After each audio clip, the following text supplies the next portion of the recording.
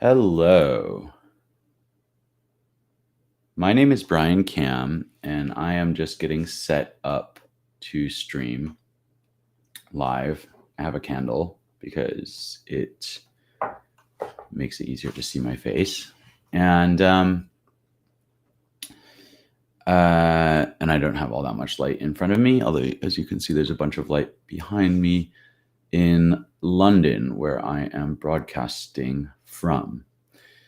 So I am still Brian Cam. I am a writer and researcher and podcaster.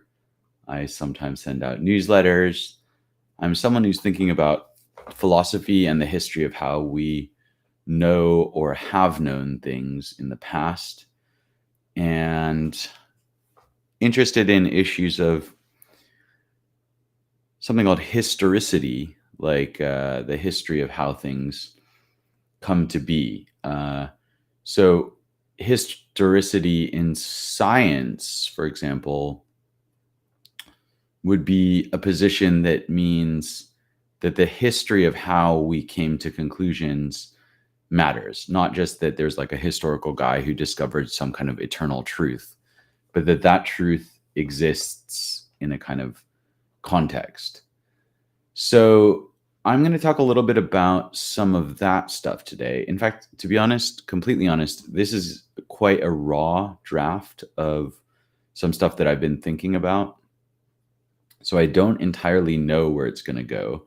I'm going to first just let people know that I am live, and then I will subsequently start talking about some of the things that I talked about last week. So last week I did a sort of thing about methodology in philosophy, and sorry, I accidentally opened it, and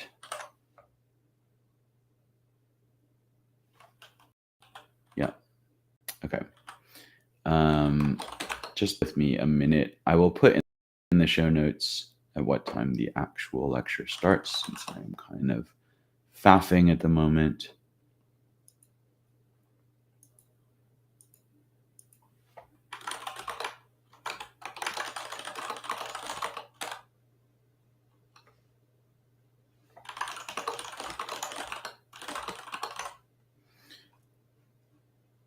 And now I'm distracted by being on Twitter.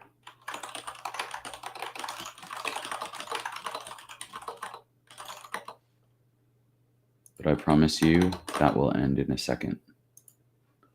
And I am going to try and look at the chat today. So if you are watching live, I will try and keep an eye on that, which I neglected last time a bit. So my name is Brian Cam. I'm a writer, researcher, podcaster, and increasingly, I think I'm going to finally write this book that I've been kind of talking about for a while. Last week, I talked about the goal of philosophy being kind of methodological, and the idea that maybe what we're going for is something more like adverbial, rather than you might think of a noun that is a kind of statement of truths or facts or positions, as opposed to a verb, which is a kind of process of development or something like that. And then you might also think of an adverb, which is like a way of doing something or a way of thinking about something. So I'm kind of in this mindset right now, and I'm trying to think of where this has come from. So one place is that there are a few people that I think do give us methodologies, and they're quite clear that that's what they're seeking to do. So one would be Nietzsche, Genealogy of Morality, and I'm going to kind of mess this up, but basically he says that the second essay is kind of giving the methodology that he's going to apply in the third essay. And I should know what those actually essays are, but let's just leave it there and just say that what Nietzsche is doing is something like deconstruction of the concept of morality. At the start of this lecture, I kind of said something about historicity, and genealogy would be another way of saying that human cultural things, just like biological evolutionary things are path dependent. They have a context. That context matters. They may be fit for purpose in an environment where, when that environment changes, they may no longer be fit for purpose. And so Nietzsche's genealogy of morality, which is itself a kind of reimagination or a kind of response to Rousseau's social contract, which is written in the previous century, is a way of looking at like, how has this situation come about? And the situation in that case is the same one that Freud is looking at in Civilization and its Discontents. And it's also the same one, I think, that comes up in Plato's Republic with Thrasymachus. Now, that I have not read, and so I'm just kind of guessing, more or less. You'll have to forgive my lack of knowledge about Plato. Yesterday, I managed to get into a big argument on Twitter about Plato, but I persisted in asking questions, and the person who was mad at me eventually apologized, which made me feel like I had sort of won Twitter, because I didn't think that could happen on Twitter. My wife was teasing me because she was like, as you may know from these lectures and from other places, I have a thing. Socrates really bothers me, and I try to keep a lid on my irritation with him, the gadfly. But basically,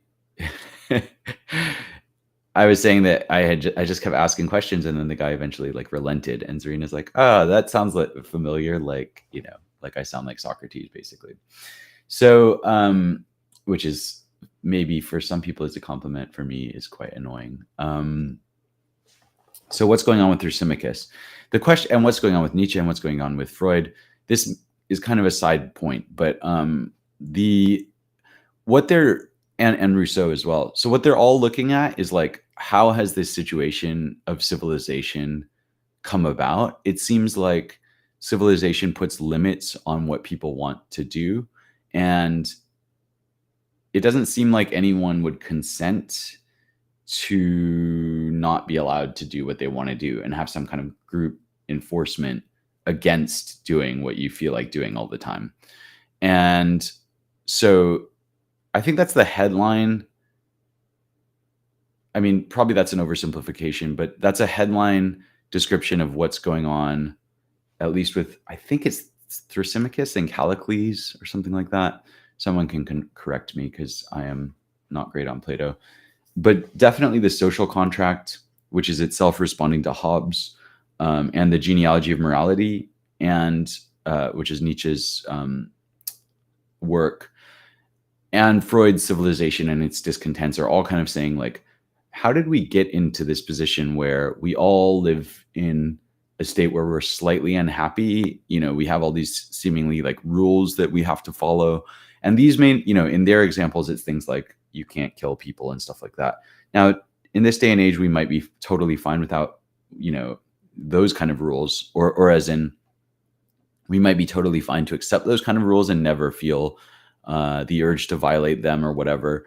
At the same time, there does seem to be something that David Graeber is looking at, which is kind of like an emergent set of rules or set of bureaucracy that no one seems to really want to develop, or, it's not exactly like, it seems like the majority of people are like, my life is increasingly bureaucratic and administrative, and I would like that to be less the case. And yet it seems to just grow without kind of ever stopping. So why am I talking about Nietzsche?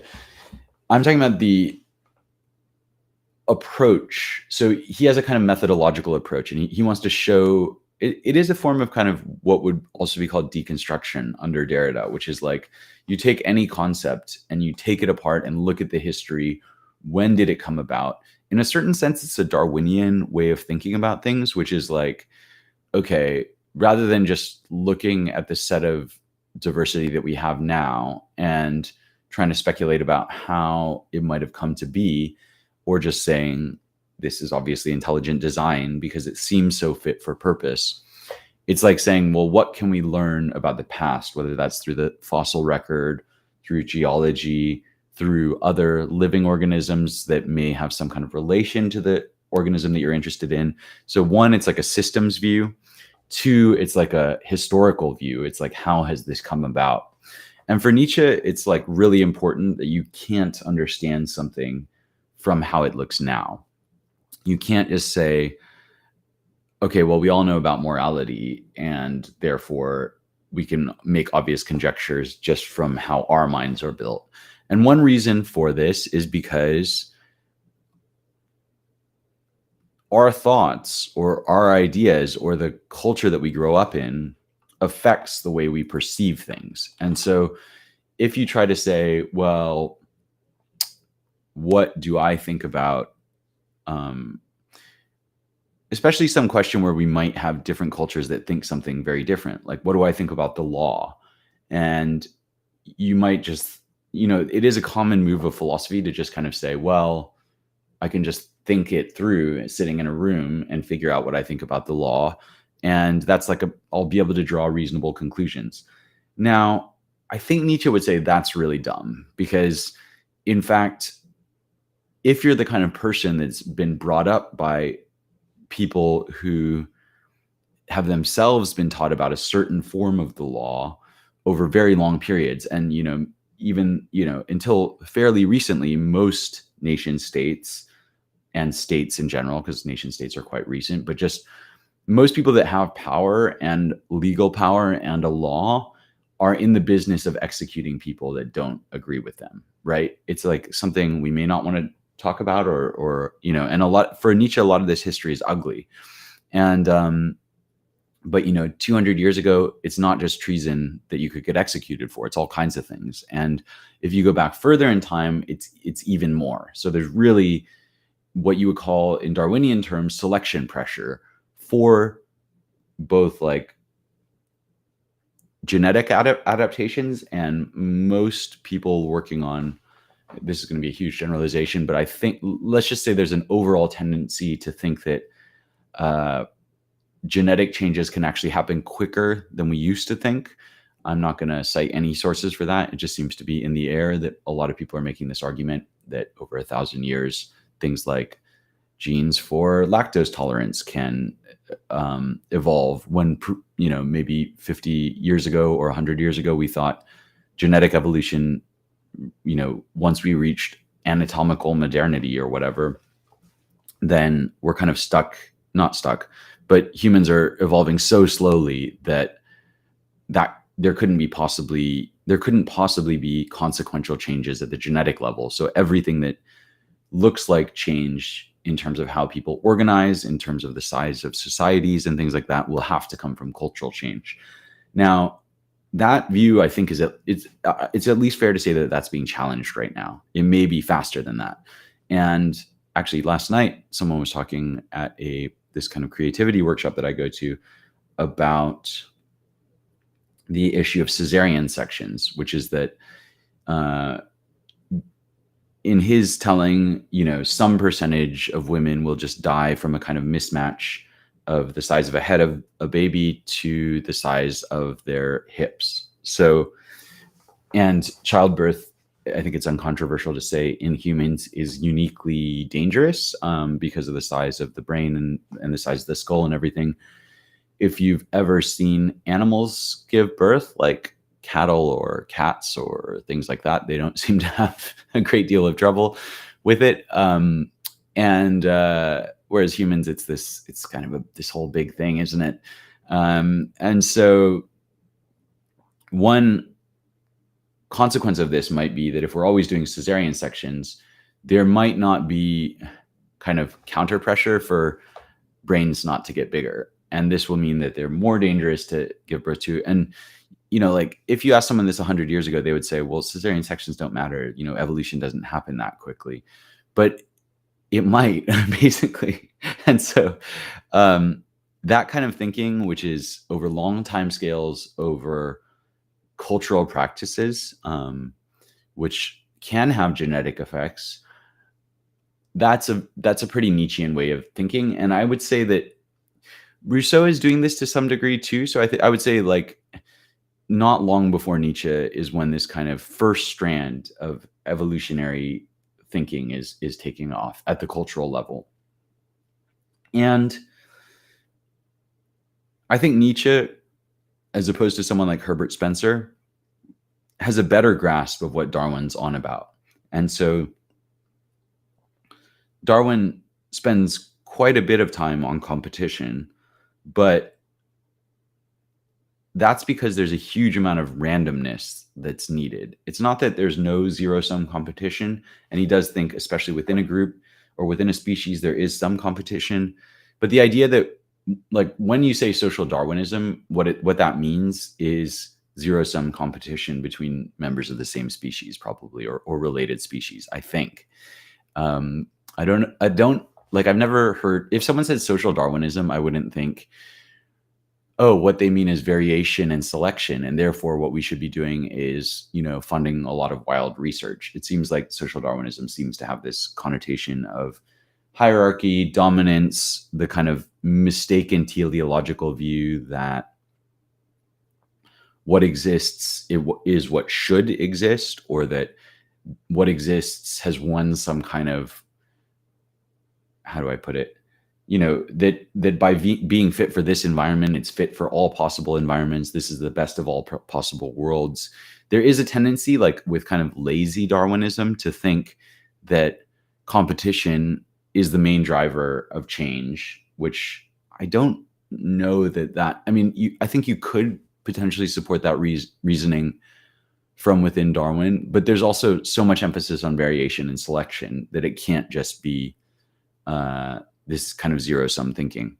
So historicity, genealogy, those are kind of methodological approaches, which is basically a way of thinking. It's not a way of positing truths or views, except at the very, very meta level about what kinds of forces might be considered legitimate. And I'm sure I have all kinds of biases in this way.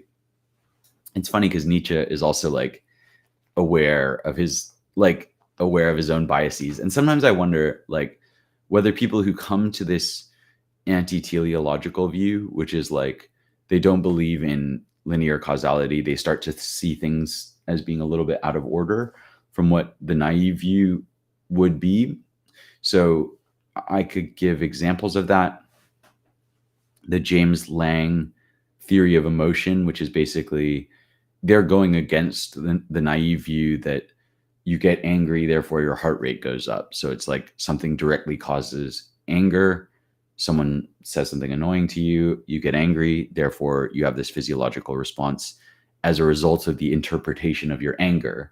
The James Lang theory, as I understand it, is to say, actually, you hear this thing, it unconsciously triggers a bunch of physiological arousal, and then you do a later step of interpretation to interpret that arousal as anger. And so, in other words, the kind of reasoning is post hoc.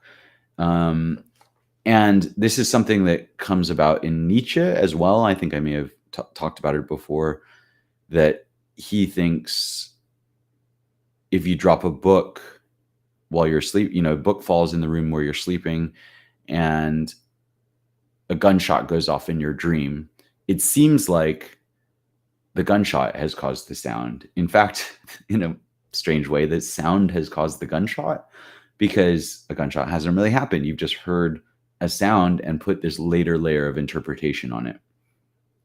So that's another example of kind of these out of sequence things that I'm talking about. In terms of Darwin, I think he also has this kind of view, which is like, I think he looks at the wings of a bat. I think people always give this example of the human eye is so perfect and stuff like that. And he sees in that a kind of series of accidents where there's not really an intelligent force driving towards something like wings. It's just like something more like rodents falling out of trees, I guess. And then the ones that have bigger hands, it's a very weird thought, isn't it? Somehow over time get selected like for this thing that ends up becoming flying. But there was never any kind of intentionality behind the flying. I'm not sure in my head if that matches up to this kind of out of sequence thinking. I suspect Freud is also doing this, and uh, I don't know if how far should I go down that route. The Buddha is absolutely doing this. I don't think I've really talked about dependent origination on here, so that's quite complicated, and maybe I better devote another section. I'm reading Lee Brasington's book, which is excellent, called Dependent Origination and Emptiness. And I will put that in the show notes. Is there anything else I need to put in the show notes at this stage? I have kind of waffled on for a while. I mean, you probably know the genealogy of morality, but I'll put that in just in case.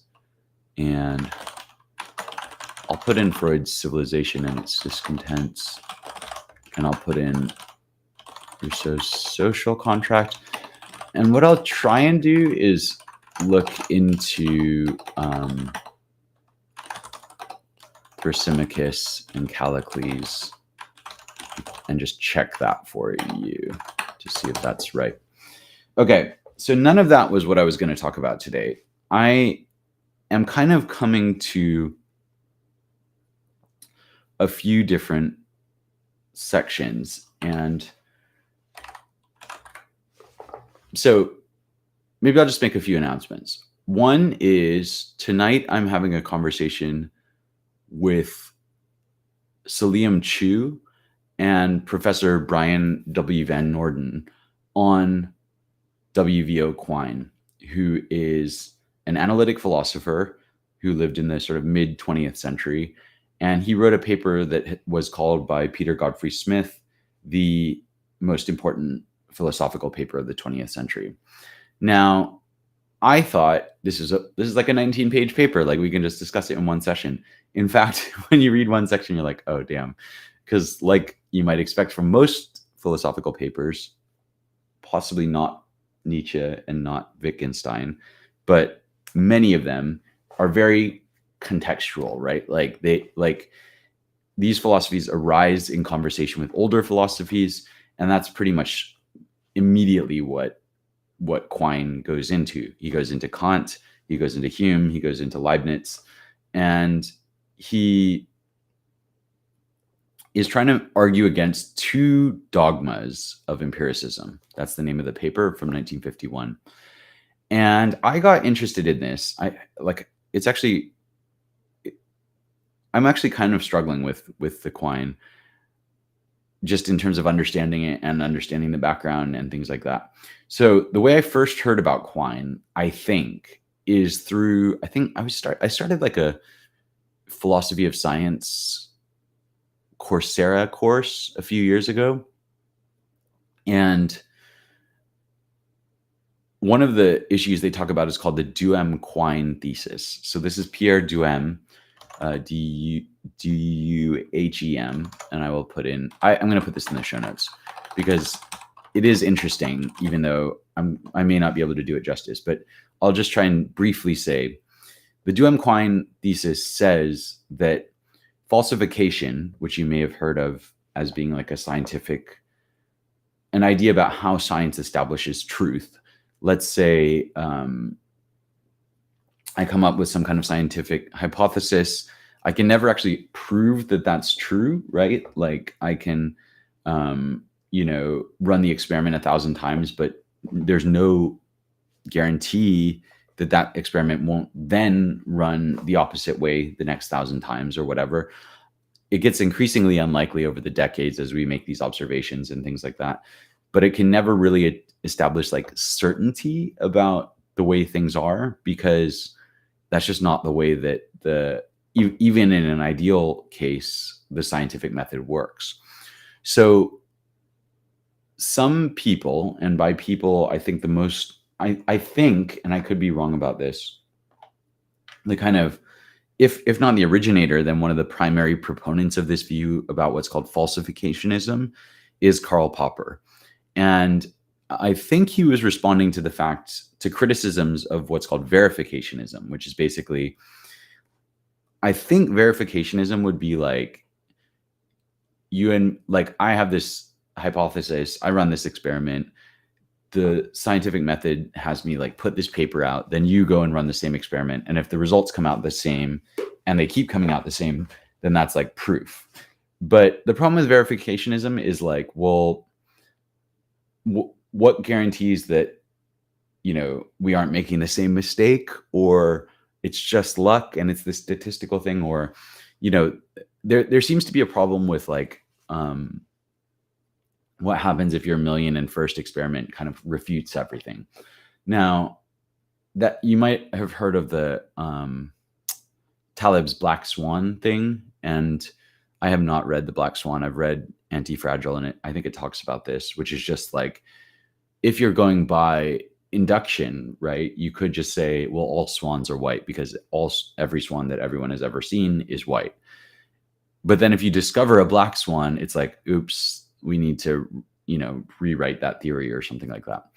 And so I think black swans are kind of like what's at stake, or what the issue with verificationism is. And I think Karl Popper is trying to fix that problem by saying, well, rather than going for verificationism, where we try to make like claims about certainty, like we're certain that all swans are white because that's all anyone has ever seen, we'll do something called falsificationism, which is basically saying science can never prove that all swans will always be white forever, because there might eventually be a black swan discovered. But we're going to try our best to kind of come to a consensus about what we think is true, try as hard as we can to falsify it. And then if it withstands this attempt at falsification, then we will treat it as if it's true, even though we can never know for sure. And I think that's falsificationism.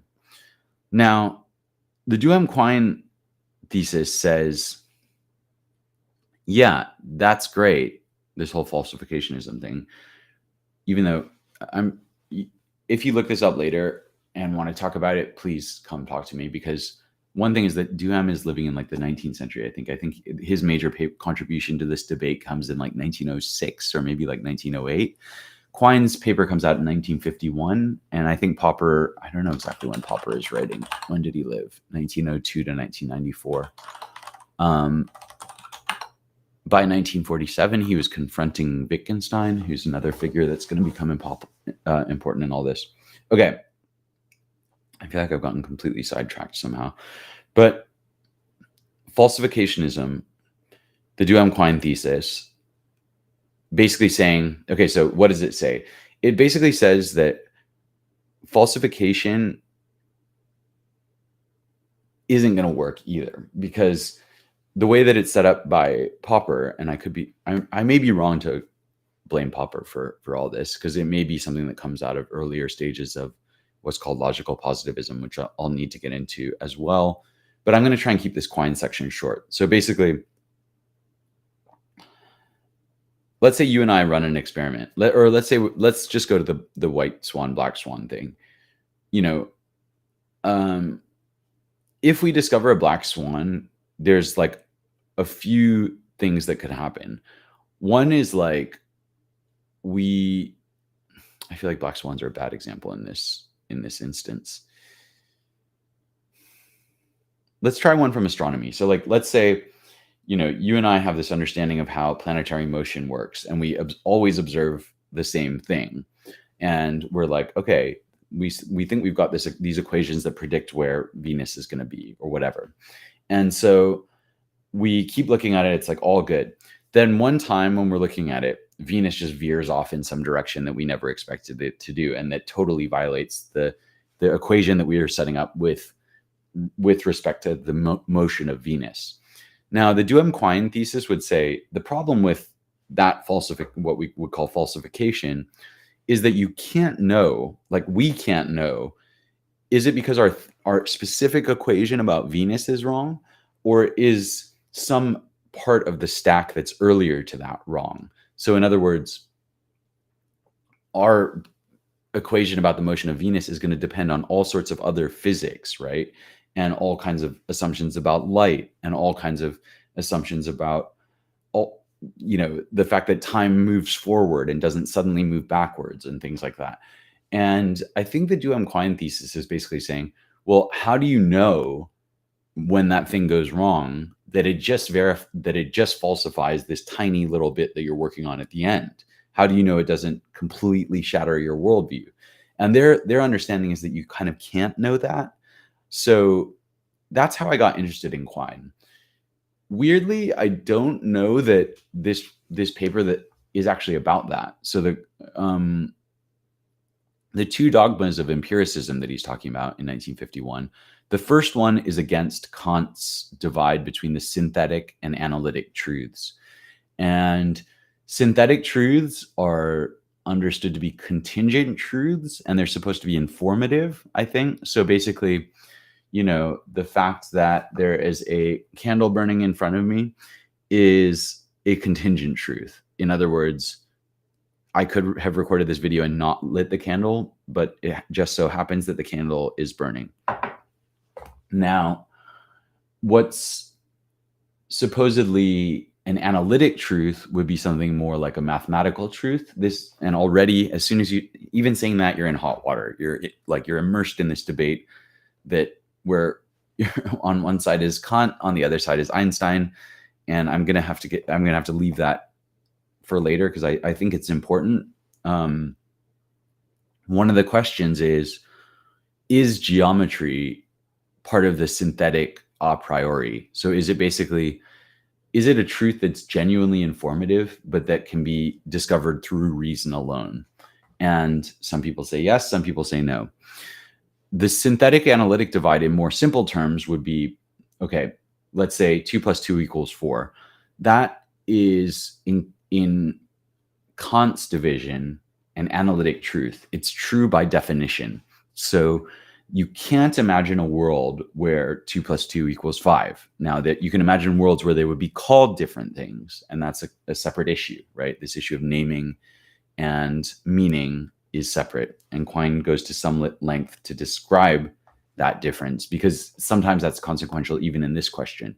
So, for example, if we say there are 7 continents, or are there 6? That's embarrassing. It's kind of embarrassing. On the other hand, this is a huge debate that was hammered out in I think the 19th century, and no one could really agree on it. And what is a continent? But that's also just showing my complete ignorance of how many continents there are, which was a bad example, really, when you think about it when you're live, because it's 7.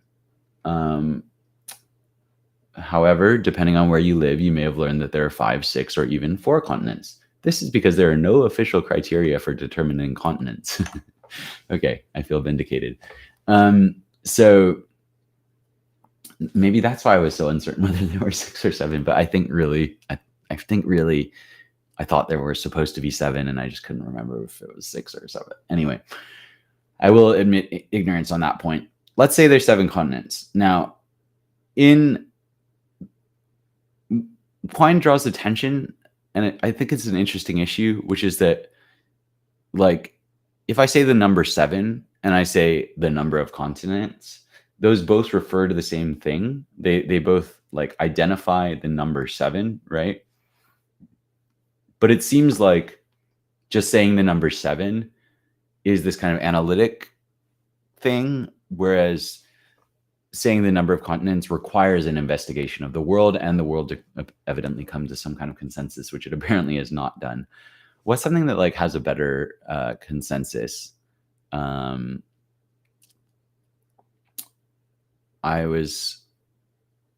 think all of these things break down when you start thinking about them, don't they? I mean, I was going to try and go for elements or base pairs or DNA kind of things, or but even those, I'm going to just show my ignorance, I think. So I probably just should stay out of that debate. So the first dogma that Quine is arguing against is the idea that there is a clean division between the synthetic and analytic truths. So again, a synthetic truth is I am speaking right now. You could imagine that I might not be speaking. An analytic truth is that 2 equals 2.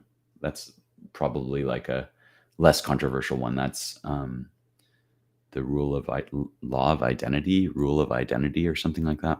It's one that people don't generally have problems with. There are other laws that other people, including me, do have problems with within logic. But identity seems like one where we can just say, yep, it does seem like a thing is itself. That seems fine somehow. So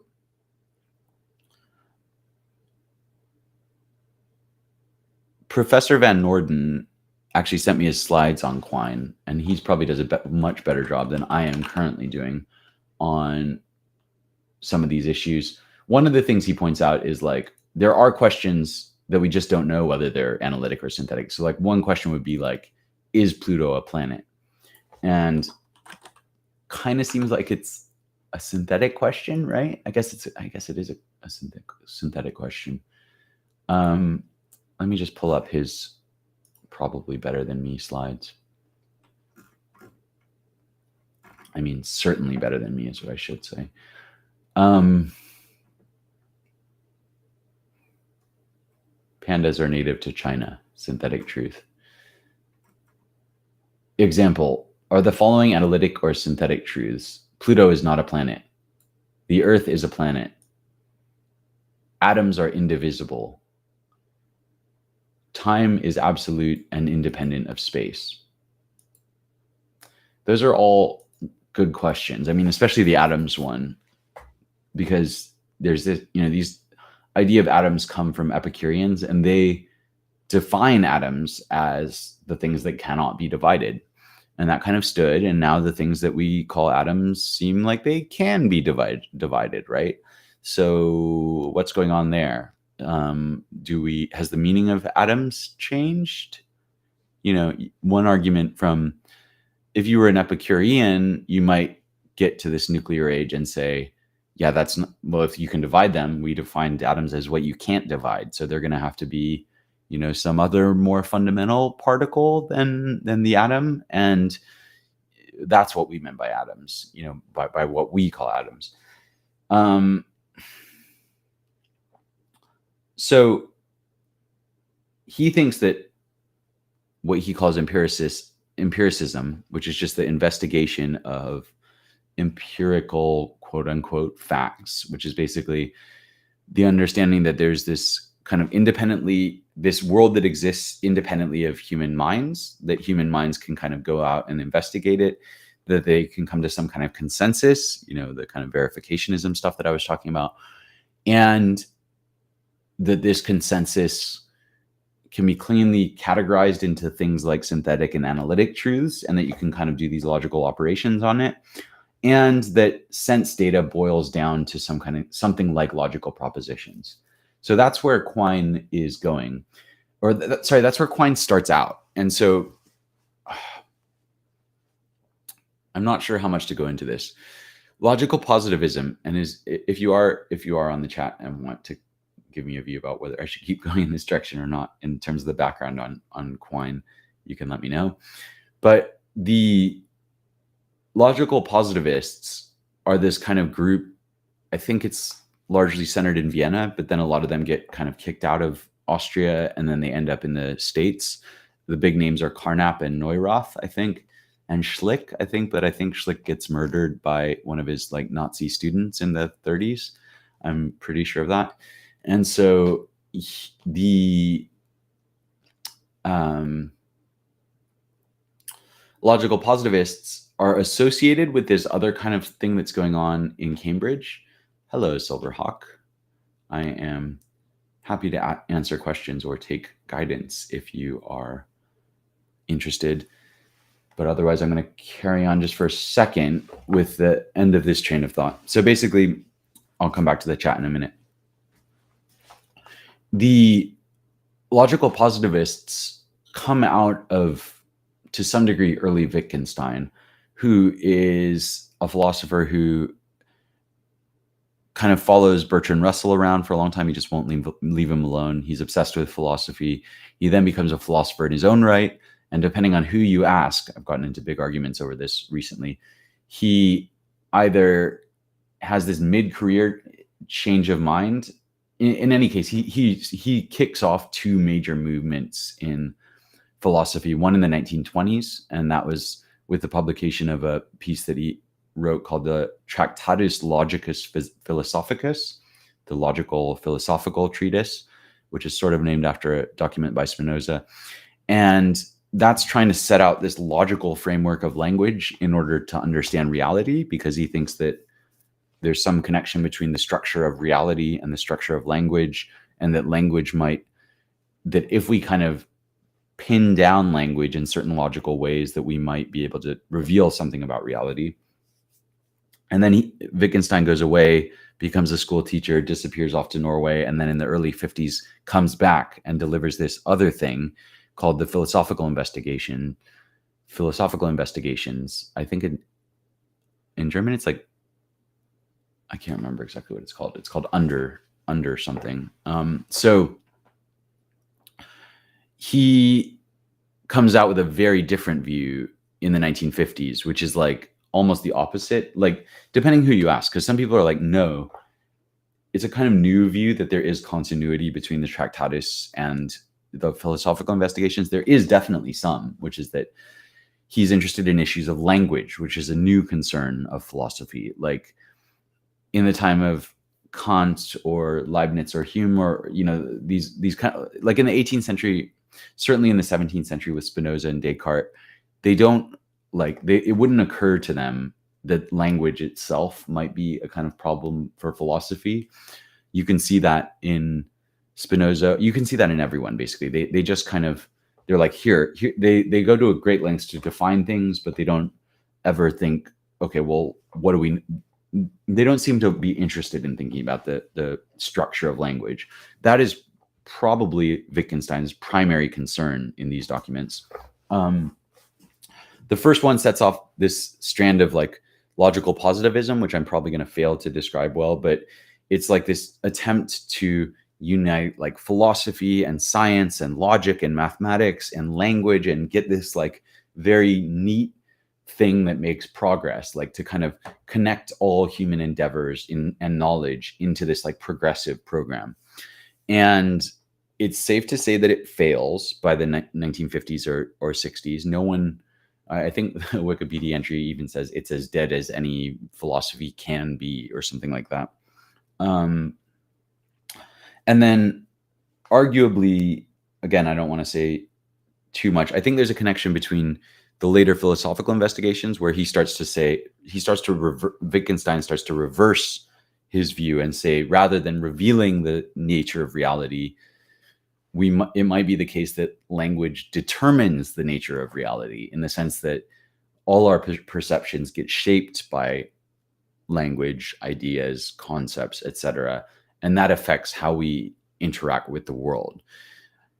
Now, there is overlap between these two views, but most people think he's kind of done a 180 between these two papers. And they're not really papers, they're these two books, I guess. But if you call them books, that suggests a kind of narrative quality or structure that is like both the Tractatus, which is like a series of statements kind of, and the philosophical investigation, which is like a very circular series of almost like epigrams. Like they are books, I guess, but they're not really books like Schopenhauer's like World as Will and Representation, where it's kind of broken up into chapters and he makes these kind of sweeping arguments and things like that. Okay, I'm going to check the chat. Sorry if I'm okay. Thanks, Silverhawk, for listening. And just so I don't lose my train of thought, I'm only checking occasionally, but if you do have any questions, I am happy to answer them. So Quine comes somewhere in the middle of this, and he wants to go against, as I said, the synthetic versus analytic distinction, and against the reductionist view, which is that taking scientific reports, getting them into a neat, like universal language, and take pure sense data, like what we perceive in the world, and then getting that into language, like capturing it into language, both of those things are going to fail.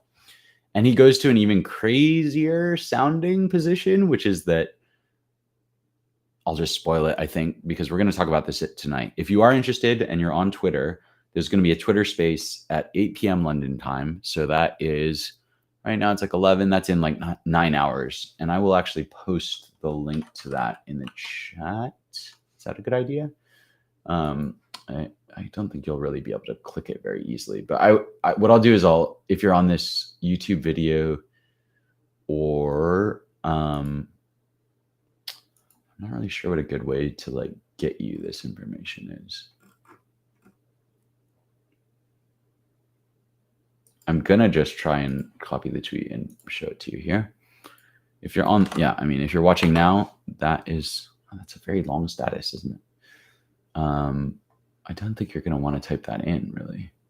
But okay, I pasted the link in there. I'll paste if you're watching this later, I will paste another link to the 2 dogmas of empiricism discussion that I'm having tonight with Salim Chu and Professor Brian W. Van Norden, who has taught Quine, actually. So it should be an exciting discussion. I am an amateur at all this stuff, but an interested amateur. Now,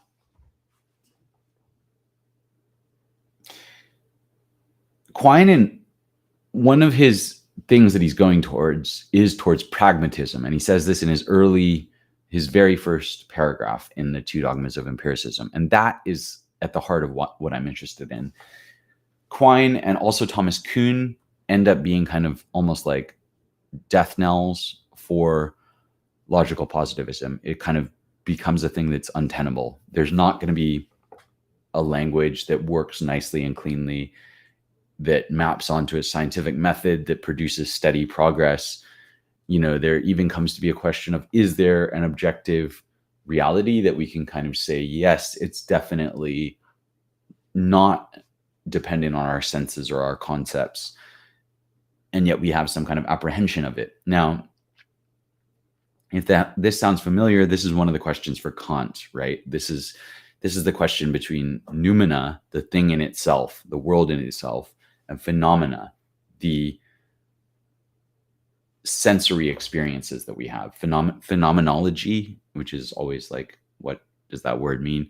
It just means, as far as I can tell, sense experience, right? So you've got the noumena, the thing in itself, and what Plato might call the forms or something like that, that the senses can never access. But you've also got the phenomena, which is that I'm talking to you, you're hearing me right now, and that relationship is important, right? It's been important in Western philosophy for a long time, which is that when we know things, it seems to be we know things about classes of things, right? Like almost like universals or categories. So I know that if I have like a pen and paper, I can like write something down, right? Now think about the structure of what I've just said. It doesn't really matter what pen and what paper. Yeah, you can say maybe the paper is wet and I can't write on it, or maybe the pen is out of ink or whatever. But in general, given functioning paper, functioning pen, if I write something on it, I'll make some kind of marks, and that's writing, right? Now, what's interesting is that any time that I've ever actually done writing has been with a specific pen and a specific piece of paper. So already there seems to be like this divide and between the sort of general, which is like pen and paper. I just need a pen and paper. It doesn't matter which one.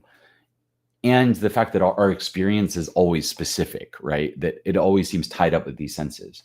Now, for Kant, the conclusion that he comes to is that we can kind of never know what the truth behind experiences are. So like, this comes to kind of matrix-like questions, which is like, let's say we were wired up in the matrix and everything were just as vivid centrally as we experience now. And, you know, in that scenario, right, where I pick up the pen and I write, it feels like writing. I've definitely got this experience of writing. And yet, in this matrix thought experiment, that's not what's really going on. Now, Kant is kind of saying we can actually never know the thing in itself, which is what he calls the noumena.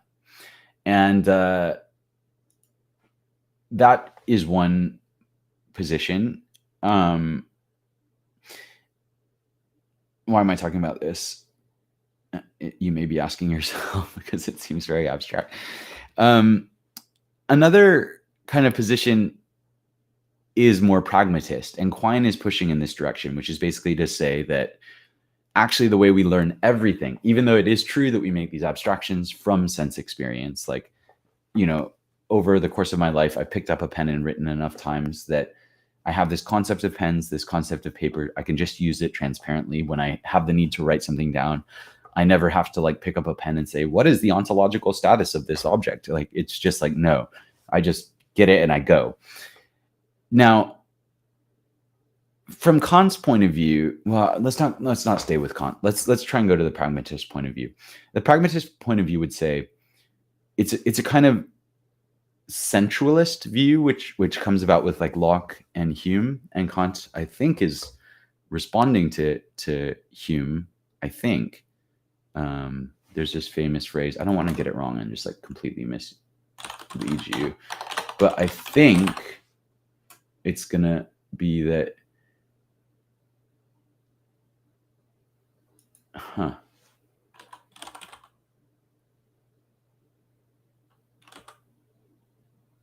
Yeah, what I was going to say is that, yeah, it is Hume.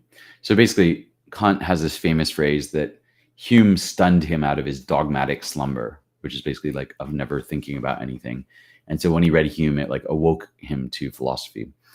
And this took him away from a kind of rationalist trend that he was on with Leibniz and Wolff. So pragmatism is the idea that everything is based on pragma, which I think is action. Although I always get it confused with praxis. So pragma, the ancient Greek word,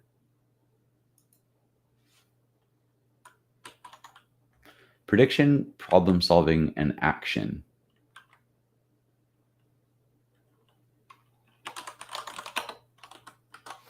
Praxis, then.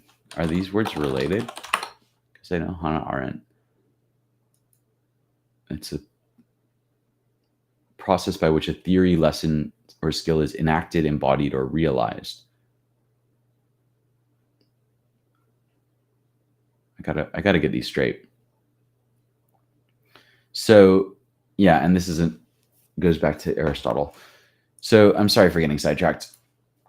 In pragmatism, I think it's safe to say that they're kind of more aligned with this experiential, sensualist, and maybe phenomenological view, although I'm sure phenomenology also kind of, if it doesn't start with Kant, it must start with Hegel, I guess, because he writes this phenomenology of spirit. Even though phenomenology as a study ends up being associated with Husserl and Heidegger and these other people. So, okay, now I'm just losing myself as well. Phenomenology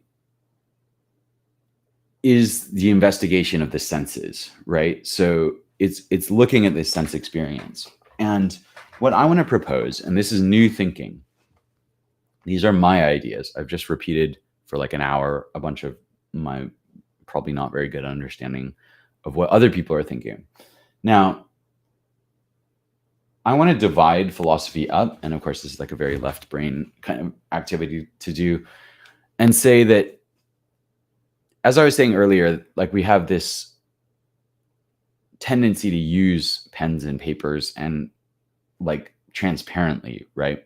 This is a distinction in Heidegger where when tools are functioning normally, you not only express your will directly through them, but they are actually even become a part of your body. So if you've ever used a screwdriver, or a hammer, if you have a screwdriver, you can kind of feel through the screwdriver whether you've got traction or not, right? And if you use it a lot, it becomes even more like a part of you, right? You just kind of express through it and you become very unconscious of it, right? Like when your clothes are comfortable and well fitting, you can go the whole day without ever noticing your clothes or your shoes or things like that.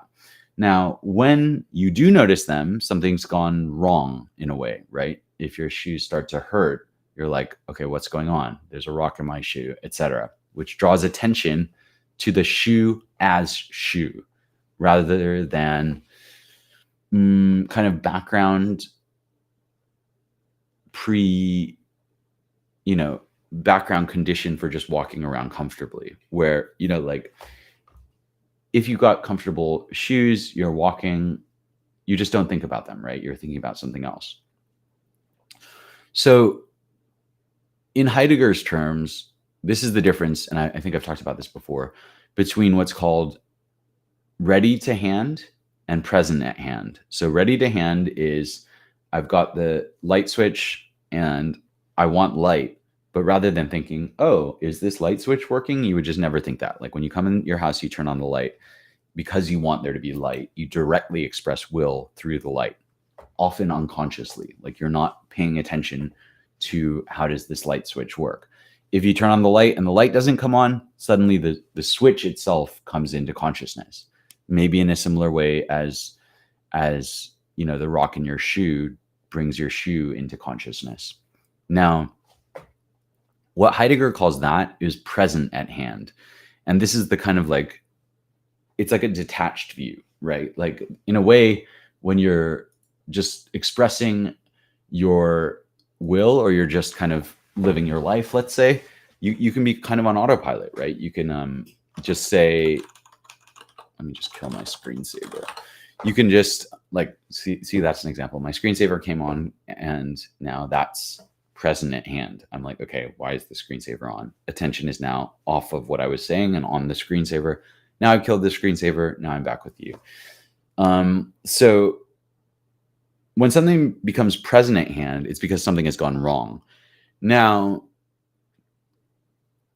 I think it's important to note that the scientific view, and I think this is in Heidegger. My Heidegger is not great. If you are interested in this, please let me know on Twitter. You can DM me in the chat. You can message me on YouTube. You can leave a comment, or wherever you see this, please leave a comment. I don't really get many comments and I don't know whether anyone is interested in this. So please like this video or something, so I get some kind of signal that you are out there, because I am talking to you, but I would love to hear from you. So for Heidegger, there's this present at hand thing, but it's when something has gone wrong. And this is in Being and Time, his book from 1927. And I don't know the extent to which he goes into saying, oh yeah, by the way, the philosophical view and the scientific view are very like the present at hand view, right? We're going to step back and inspect our tools. And that is the thing that you don't do when everything is going well, right? So, you're chopping the potatoes or whatever, your knife is essentially part of your hand. You just express, you're going through the motions, and this is more the case when you're experienced with something, right? Not when you're first learning something. So let's say you're riding a bike or you're walking. In neither case, if you're an experienced bike rider or walker, are you thinking about the placement of your feet. And in fact, if you start thinking about the placement of your feet, it tends to mess you up. So basically, if you become too conscious of your feet, you start to be like, okay, this is weird. How do I normally walk? And you normally walk through a series of essentially unconscious inferences. I'm going to get onto why that might be an appropriate word to use eventually, probably not in this lecture. But I think it's important to say that, like, and I mentioned this last week, in a debate, let's say you and I are having a discussion, and I'm saying we might come to a confusion where I'm saying Hofstadter says this, and you're saying Hofstadter says that. This is going to be an extreme example, and I'm like, oh, that's weird. I thought Hofstadter was writing in the 1950s, and you're like, well, I'm pretty sure Hofstadter was writing in like the 1980s, and then it turns out that I'm talking about Richard Hofstadter, the American historian, and you're talking about Douglas Hofstadter, this other guy. I don't actually know exactly what this other writer, and American scholar of cognitive science, physics, and comparative literature, who was born in 1945, whereas Richard Hofstadter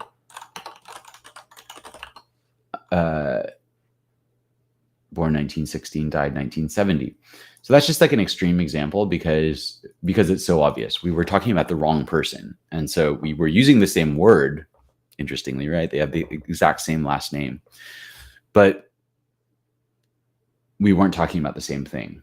Now, this can also happen, as I mentioned last week, with abstract concepts like capitalism or Marxism. I know, or any category that's that abstract. Like academia. What do you mean by academia? Like, like going back to the pen and paper example, like, even the most learned among us will have at most maybe attended or gotten a degree from like 4 universities, at a stretch. Maybe some crazy person has gotten like 6 degrees or something like that. But in general, you haven't. And even if you're a professor and you've gone and lectured at all these universities, you've basically had your own encounters with maybe a few dozen. Maybe you're super prolific and you've been to 100 universities or something like that.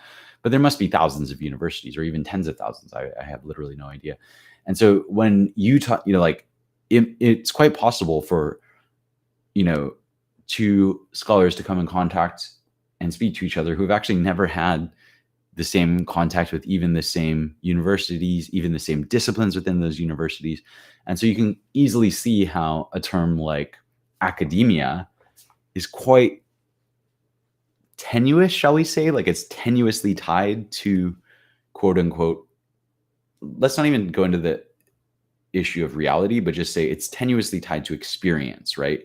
When I say my experience of academia is I got really drunk or something like that, that would be one.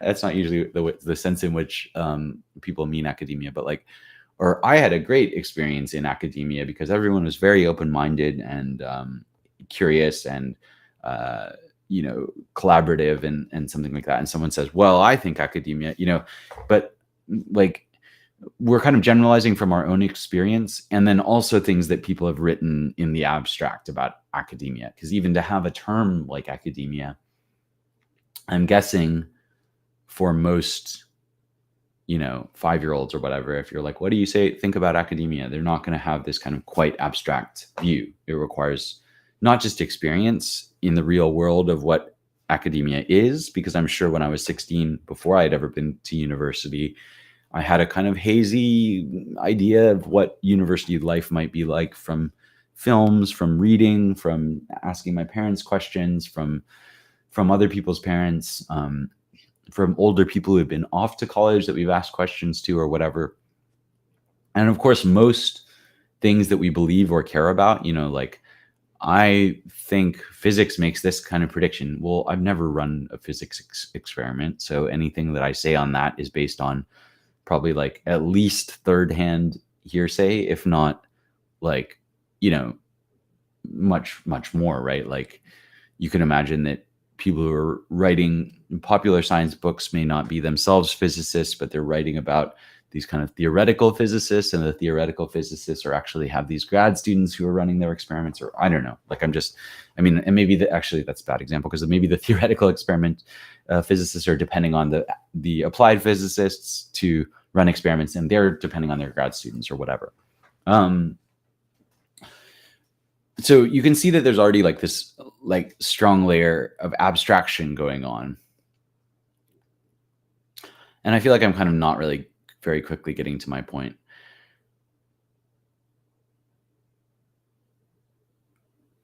I started off with methodology, and that was a very long time ago, it feels like now. And I don't know that any of this has made any sense.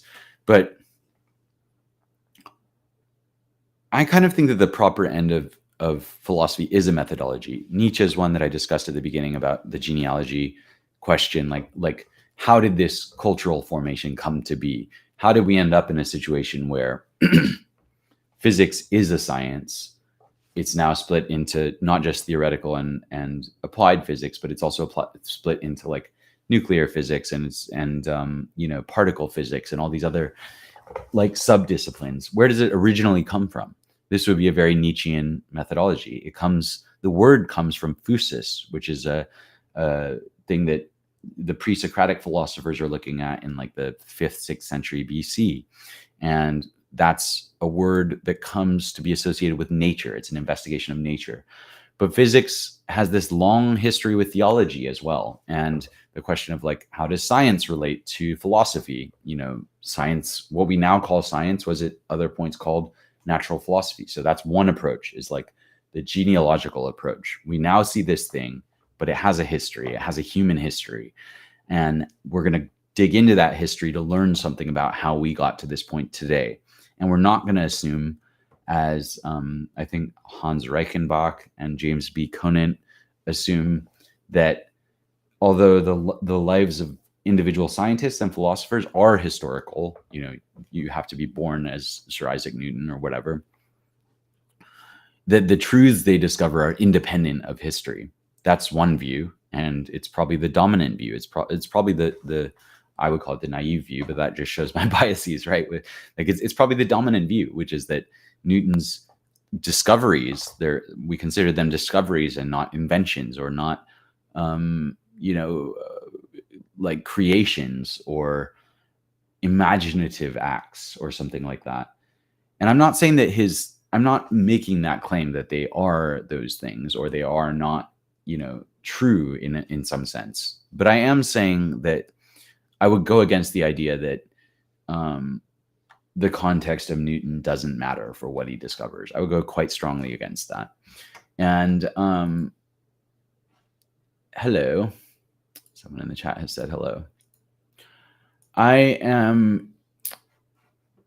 So another one that I've heard described as a methodology, David Graeber talks about Claude Lévi-Strauss structural anthropology as being another methodology. Even if it's not a true way of looking at the history of anthropology, it's a useful tool. And can you see where this is going? Like, I'm treating concepts like tools. So in the same way that when the pen is working, you write out the sentence and you write on the paper, and the pen and the paper, they become these categories. They become transparent. They become unconscious. Through them, you express your will. Likewise for concepts, right? Which is that if I say the word, I'm trying to think of a word that I've used in this discussion, experience, that's a word that you probably know what it means. You have an idea what it means. It's used transparently. Like I can say that word. Okay, what's a better example? Pen, right? The pen one is a better example, because when I haven't yet shown you a pen, which the 4 pens, I can see at least 7 pens on my desk right now, 8. And but when I was saying pen, you're not thinking about what does he mean by pen? Like what is this pen category he's talking about? If you're a speaker of English or a hearer of English, if you can understand spoken English, when I say pen, you understand the category that I mean, and it doesn't draw attention to itself as a category, right? Now, if I start saying, well, I'll just do it right now. I'm going to do a step back and say, what is this pen category? Like when were pens invented would be one way of stepping back and saying, okay, how old are pens? How do they relate to quills? Okay, here we go. So, or I could say, what is this word pen? Late 13th century, penne, writing implement made from the hard, hollow stem at the base of a feather. So it's already got that quill quality. From Old French penne, quill, pen, feather, and directly from Latin penna, a feather, plume. In plural, a wing. In late Latin, a pen for writing. From Old Latin petna, pesna, from Proto-Indo-European petna, suffixed form of root pet, which means to rush or fly. Now, already that's pretty interesting, right? So Proto-Indo-European word is like actually a verb. It means a bird flying. Then from that, you get to Old Latin petna, which is like penna, so you've gone from flying, a bird flying, to a wing. Then in the singular, and the wing is plural, so it's like it's like wing to feathers, and feathers is like the wing. Sorry, I said that wrong. It's like flying. You see the bird flying to feathers. Now, feathers then goes to feather. Then feather goes to the dead feather pulled off the bird. The feather is then filled with ink, and then you end up with this pen.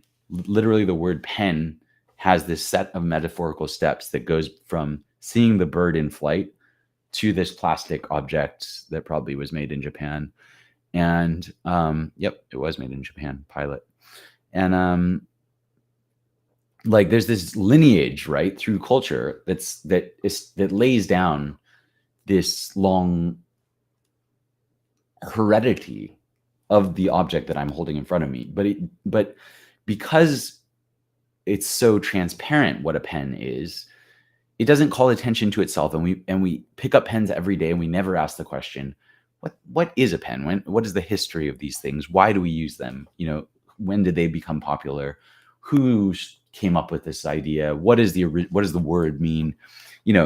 So what I've just done there is a kind of form of defamiliarization, and that's a term that I'm going to use in future talks.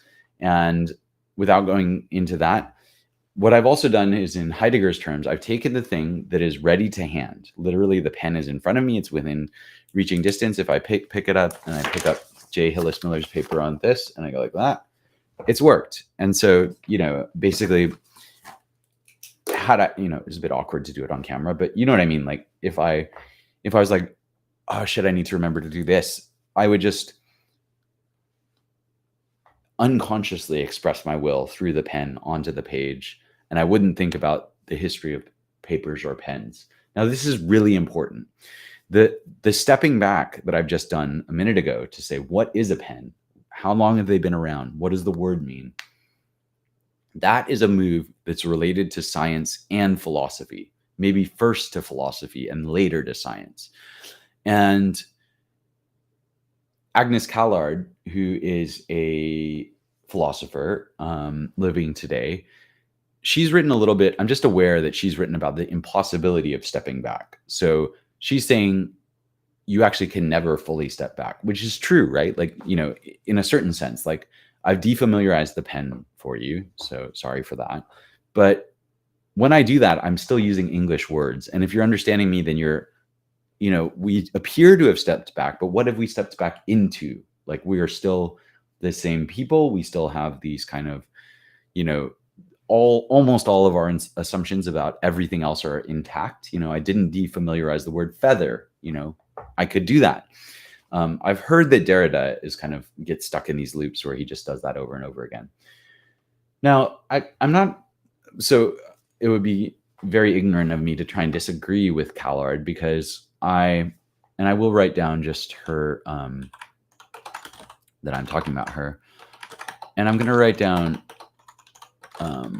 Heidegger, Levi-Strauss, and I can't remember who else I mentioned. I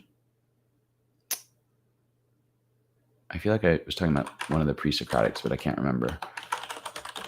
Oh yeah, physis, or physis, the origin of physics. So Callard is saying it's always an illusion to step back. And I think that's right on some level.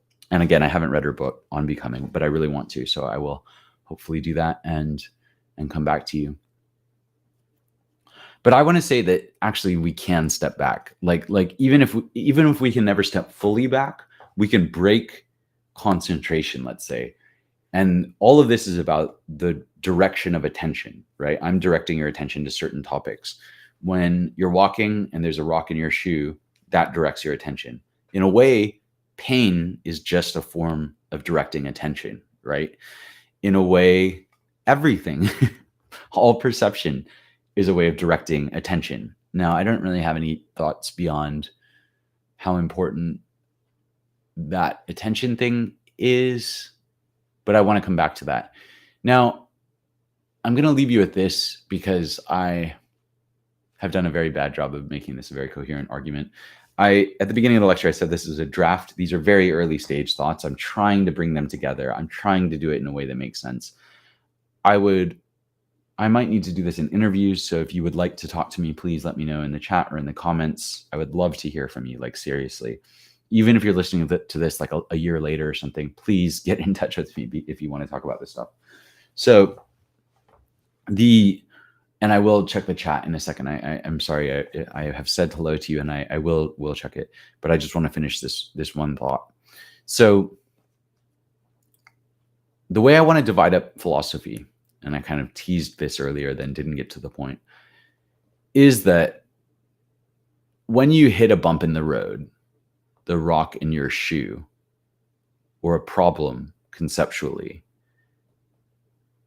some philosophers want to continue to step back and basically go back to the theories. So basically it's like saying something's gone wrong here, and we assume that the experience is wrong. This is like a Socratic move, which is basically to say, like, what we expect of concepts is that they'll be consistent. And if something contradicts that, then we haven't understood the concepts well enough. Not that we should go back to look at our experience. The pragmatists and I, and this other kind of, I'm going to try and argue that the Taoists, the Buddhists, the American pragmatists, Nietzsche, maybe Heidegger, maybe Montaigne and Spinoza. Sorry, not Spinoza. Maybe Montaigne and Pascal, who are more like in this kind of skeptical vein. They have a similar tendency, and that is a different kind of philosophy might, when it encounters a problem, redirect you to experience itself. Now, the Buddha is constantly doing this, right? Whenever he's asked like a metaphysical question, he's like, just don't get involved with that. Is there a self? He doesn't want to answer that question. Is there not a self? He doesn't want to answer that question. He's like, look at experience, look at the phenomena. So it's probably slightly wrong to map Kant's division between the phenomenal world, the world of the senses that we, have all our experiences in, and the noumenal world where, that we can never know or whatever, or we can only know through certain weird mental functions that he thinks exist. I don't know exactly his view on that. I think he kind of comes to the view that we can't know those. But like the Platonic view is that these things are separate, right? The world that we live in out here, this allegory of the cave thing, and these forms out there, but the intuition or the mind or something can somehow know those forms.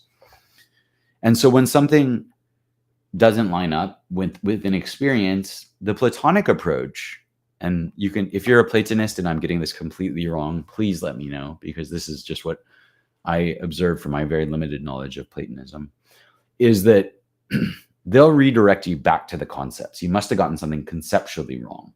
You have to go back to the map. Now, certain forms of science, not all science, and pragmatism and certain philosophies redirect you to experience. They say something's gone wrong. You actually need to go back to your experience. And I'm trying to argue for that kind of approach. It's like, and that's why I'm saying it's a methodology. It's actually like, what's wrong with Socrates is not that he makes wrong statements. It's not that, because he doesn't really make statements. He asks all these questions, right? But the questions lead you in a direction towards abstraction and away from experience. And that is why I think he's fundamentally leading people astray. I would even say he's corrupting the youth, which is one of the things that he's charged with. So when I say that, it's not that I just disagree with Socrates and think that he's wrong about something. I think that he's like pointing in the wrong direction. So like, if you were somewhere and you're like, it's too cold here, I want to go somewhere warmer, and you're in the northern hemisphere. Let's say you're in, I don't know, like the middle of Europe, and you say, where is it warmer? And I say the north, and you follow my directions. Then you get to the north and you die of cold or whatever. You freeze to death. You'll be like, okay, that was not a good way to be. And in my view, that's kind of what Socrates is doing. He's pointing the direction towards more abstraction. And I want to argue that way lies suffering. This is where all the existential suffering that comes, that the Buddha ends up trying to address, that comes from an attempt to get concepts right. The way to liberation, or if you want to get warmer, if you want to be happier, this is like my whole view is pragmatic. You've got to go back to experience. And the philosophies that point you in that direction, whether they're Taoism, Buddhism, American pragmatism, or something else that I haven't even thought of, and you follow those philosophies, you're going to end up in a better place for what the Greeks call eudaimonia, which is flourishing or happiness. And so what I'm trying to argue is that not that Socrates is wrong, but that if Socrates does care about eudaimonia, he's pointing in the wrong direction. So it's like, just to make it a concrete metaphor, it's like, which way is my house? And Socrates is saying, like, it's over there. And you're like, but if that's not true, you shouldn't walk in that direction. Okay, I'm coming back to the chat. That is a very long and roundabout way of getting to my point. Thank you for persevering. If you did persevere, I see at least one person is in the chat. Thank you for watching on Twitch. I am now staring directly at the chat. So if you want to ask me anything, please do, because I am here and I am looking at your chat. So I'm going to leave it there. The place to find me these days, there's a few. So I'm going to first post the most frequent place that I post updates, and that is Patreon. If you would like to support the kind of work that I'm doing now, which includes this lecture, but I apologize for the rather unstructured nature of this lecture that went all over the place and maybe was dissatisfying in certain other ways. I may start outlining these. If you have a view on whether I should be outlining and preparing more kind of structured lectures rather than just what's top of mind at any given time, then let me know. You can find my most recent and most frequently updated work on Patreon, where you can also subscribe to support my work, basically financially, which would be very much appreciated, because I am actually in some, I wouldn't say danger, but it may be that I'm going to become a day laborer quite soon. And that should be an interesting experience. And maybe I will lecture about something quite different in a few weeks. But if you can help, if you have the means to help, I have not worked for several years and I am completely out of money. I will just say that. And so it would be great to get a bit of financial support to continue this endeavor. You can also follow me on Twitter. I am Brian Cam on Twitter. I would love to speak to you there. I've put that on the screen. And that is a good place to DM me. I do read my DMs, so that would be great to get thoughts there. If you're watching this on YouTube, I would love to receive likes, subscribes, comments from you. If you've watched this far, it would be much appreciated, because I don't know who's watching. I see that there are a few watchers, but I do not know who they are. And I would like to know who you are. So please introduce yourself. DM me on Twitter. Get in touch via the comments on YouTube, or subscribe to my Substack if you want to hear what I'm up to at a less granular level, a less frequent level On Patreon, I kind of post everything, so it's a good place to just look at exactly what I'm doing. Substack will be like more headline, like here's what my big events are, things like that. So once again, thank you very, very much for watching me, for supporting me, for persisting despite the fact that I have no plan nor qualifications to talk about any of this stuff. But I am trying to overcome that and become more confident, and your feedback in any form would be very, very greatly appreciated. So with that, I will leave you. Oh, and the final thing is, please do, if you are watching this on the 13th of September, 2022, please do come along to the Quine chat that is tonight. I will post that in the show notes for this episode. Thank you so much for watching, and I will see you next Tuesday.